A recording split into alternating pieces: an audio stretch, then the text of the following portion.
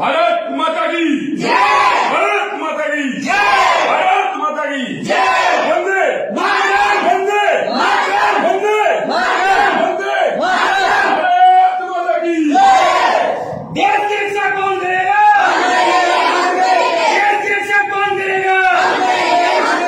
भारत माता की भारत माता की भारत माता की देश की रक्षा कौन करेगा?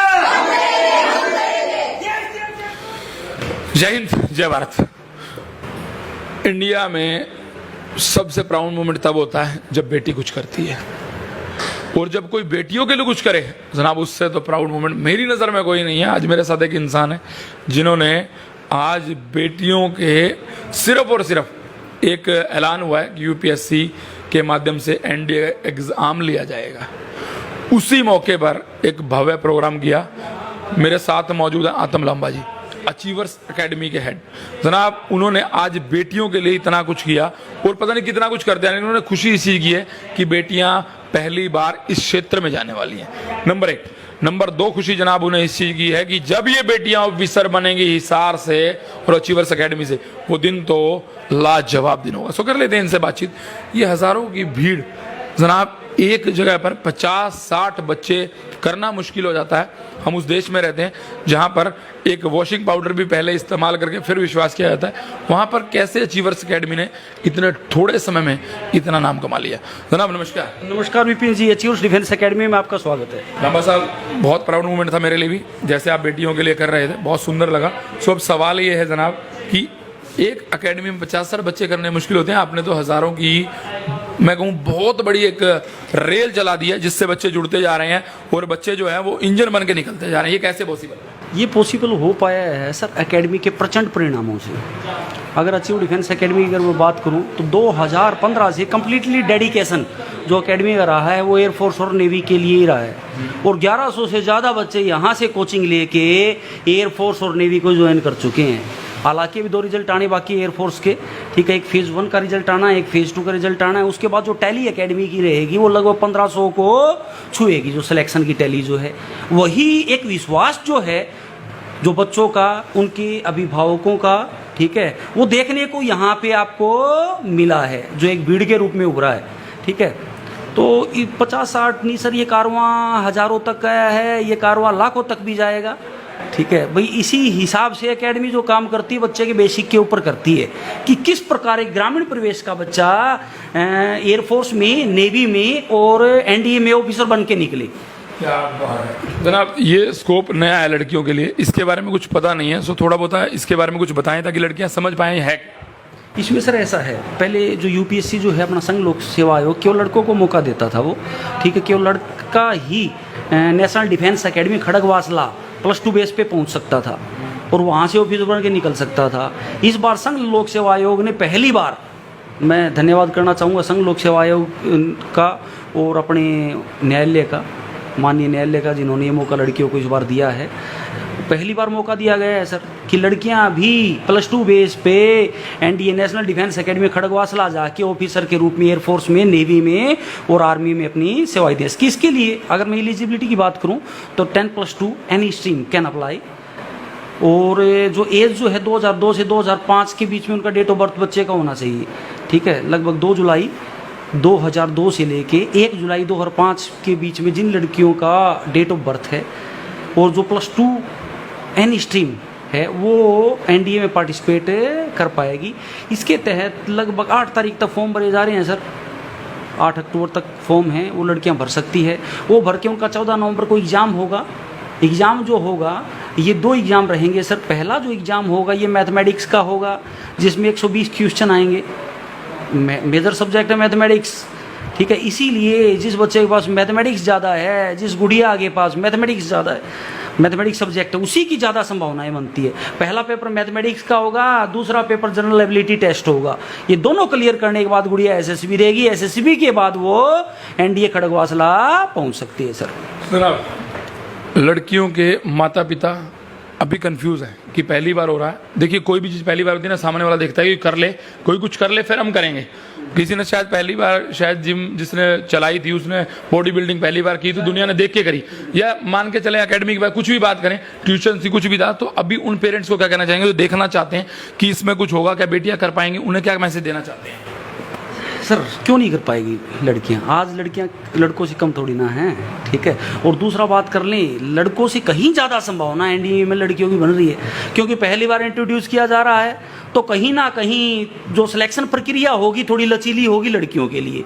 नंबर 2, लड़के जो थे, जब लड़कियों का एनडीए नेशनल डिफेंस से खड़गवासला पहुंचते थे, तो उससे पहले आपने ये देखा होगा कि अगर एनडीए में 300 बच्चों का सिलेक्शन होता है ना, उसमें से 200 बच्चे तो ऐसे होते हैं जो सैनिक स्कूलों से पढ़े हों या जिनका आर्मी का, एयरफोर्स का, नेवी का बैकग्राउंड हो, ठीक है। लेकिन लड़कियों के मामले में बात करूं तो सैनिक स्कूलों में लड़कियों के 6th बेस पे, 8th बेस पे, 9th बेस पे एडमिशन ही नहीं होते, ठीक है, केवल लड़के ही जाते हैं। तो लड़कों में कंपटीशन कहीं ना कहीं ज़्यादा है, ठीक है, और लड़कियों में कंपटीशन कम रहने वाला है। और एकेडमी भी उसी डेडिकेशन के साथ तैयारी कराएगी कि हमारी लड़कियां एनडीए पहुंच सके। जनाब, कोई जागरूकता अभियान भी आपकी तरफ से चलाया जाएगा बेटियों के माँ? देखिए, आप होता क्या है इस लाइन में, मैं कहूँ तो गलत नहीं कहूँगा, लेकिन 70% के लगभग ग्रामीण क्षेत्र रहता है। उस क्षेत्र को आप मोटिवेट कैसे करेंगे? क्या उसके लिए कोई अचीवर्स एकेडमी गाँव जाकर के कोई जागरूकता अभियान भी चलाने का मन बना रही है? जागरूकता की अगर बात करें, जो मैंने बताया कि यहाँ पर झारखंड से, बिहार से, राजस्थान से, पंजाब से, हरियाणा से बच्चे हैं, ठीक है। तो उन 1000 आज जो ये मुख्य उद्देश्य जो इस प्रोग्राम का जो था, ये एक जागरूकता ही थी, ताकि इन बच्चों की जो बहनें हैं या कोई रिश्तेदार है उनको डायरेक्ट मैसेज जा सके कि यूपीएससी ने पहली बार लड़कियों के लिए एनडीए को इंट्रोड्यूस किया है। तो इन 1000-1500 बच्चों के माध्यम से, पेपर्स के माध्यम से, आपके माध्यम से गांव-गांव पहुंचकर एकेडमी एक जागरूकता अभियान चलाएगी, जिसमें ज़्यादा से ज़्यादा लड़कियां जो है वो जागरूक हों, उनके अभिभावक जागरूक हों और लड़कियों को ऑफिसर बनने के लिए प्रेरित कर सकें। जनाब, एकेडमी की तरफ से अब कौन कौन से कोर्सेज चलाए जा रहे हैं? ये तो रही एनडीए की बात, इसके अलावा कौन कौन से कोर्सेज चलाए जा रहे हैं? ये थोड़ा सा एक उत्तर जो है थोड़ा सा टाइम लूँगा आपका मैं। अगर बात करें एकेडमी के कोर्सेज की, तो एकेडमी ने 2015 से air force, navy, AA, SSR, X group, Y group के लिए क्लासेस स्टार्ट की थी सर, ठीक है। तो उसमें एकेडमी ने 3 सालों में प्रचंड सफलता प्राप्त की, ठीक है। उसके बाद एक नया प्रोडक्ट एकेडमी के द्वारा फेज़ 2 जोड़ा गया, ठीक है। फेज़ 2 में लगभग 90% परिणाम प्राप्त करने के बाद एकेडमी ने एनडीए जोड़ा लड़कों के लिए, जिसमें लगभग 100 से 150 बच्चे भी तैयारी कर रहे हैं।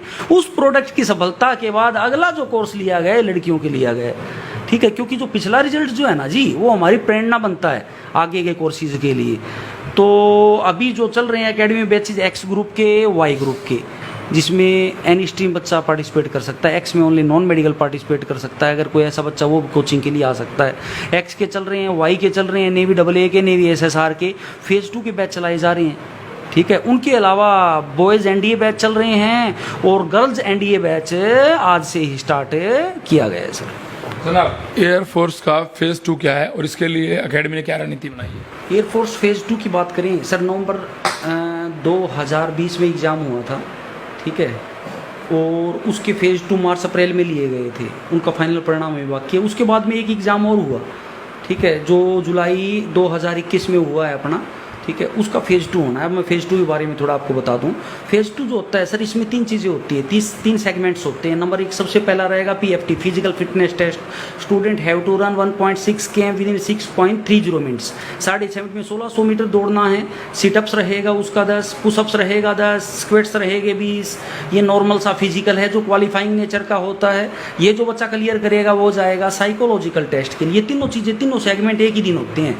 नॉकआउट मुकाबला है। अगर कोई बच्चा फिजिकल में बाहर हो गया तो SRT के लिए नहीं जा पाएगा।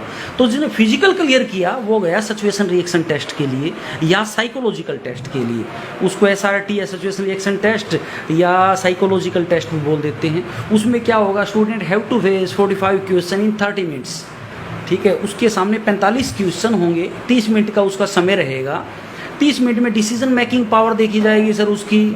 जो नॉर्मल समस्याएं हम जिंदगी में फेस करते हैं उससे रिलेटेड क्वेश्चन होंगे, ठीक है। जो बच्चा SRT क्लियर करेगा देन हो जाएगा आपका GD के लिए। GD में क्या होगा, फर्स्ट ऑफ ऑल स्टूडेंट को एक टॉपिक दे दिया जाएगा सर। टॉपिक वो केयरफुली रीड करेगा, उसको समय मिलेगा 5 मिनट के लिए, जो हेडिंग लेस होगा, मतलब उस टॉपिक के ऊपर कोई हेडिंग नहीं होगा। मतलब वो ये देखना चाहता है कि बच्चे की इंग्लिश की रीडिंग स्किल्स कैसी है। वो जो पैसेज वापस ले लिया जाएगा, फिर बच्चा अपने आप को इंट्रोड्यूस करेगा 30 सेकंड में टॉपिक को ब्रीफ करेगा। 15 बच्चे होंगे सर उसके ग्रुप में, 15 के 15 बच्चे बारी बारी अपने आप को टॉपिक को ब्रीफ करेंगे।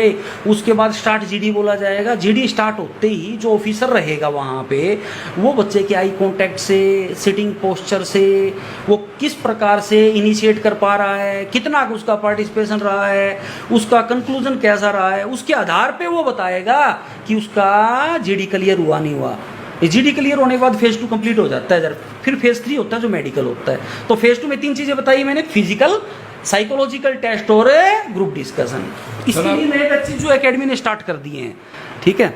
आज 1 तारीख से ही नए बैचेज स्टार्ट किए गए। जो बच्चा फेज 2 की कोचिंग लेना चाहता है वो यहाँ आके और अपनी डेमो क्लासेस लेके फेज 2 की कोचिंग स्टार्ट कर सकता है। एयरफोर्स का रिजल्ट लेट होने का कारण क्या, और लड़कों के लिए अब क्या संभावना है, क्योंकि लड़के सोच रहे हैं पहले रिजल्ट लेट हो गया और अब आगे क्या होगा? रिजल्ट लेट हो रहा है सर फेज 1 का। वो रिजल्ट लेट इसलिए हो रहा है क्योंकि फेज फाइनल लिस्ट आनी थी नवंबर 2020 इनटेक की, वो अभी तक आई नहीं है।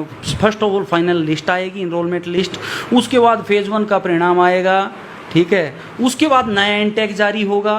तो ये लेके चलो कि अगला 1 महीना है ये रिजल्ट्स के लिए, ठीक है। और एयरफोर्स के बच्चों के लिए काफ़ी हलचल भरा रहने वाला है, ठीक है। पहले क्योंकि इसका फाइनल रिजल्ट आना है नवंबर 2020 का, उसके बाद फेज 1 जुलाई 2021 का रिजल्ट आना है, उसके बाद नया इनटेक आएगा।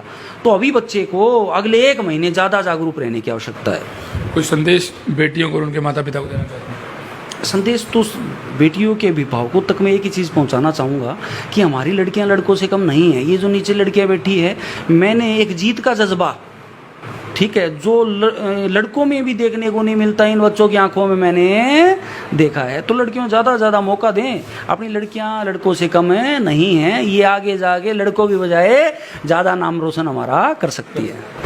तो फिलहाल अगर आप जुड़ना चाहते हैं इस बैच से, हाँ जी हाँ जी। और एक चीज़ और बता दूं सर, आजकल आपने देखा होगा गली गली में फर्जी कोचिंग संस्थान खुले हुए हैं जो झूठे दावों के द्वारा विद्यार्थियों को गुमराह करते हैं तथा उनके भविष्य के साथ खिलवाड़ करते हैं।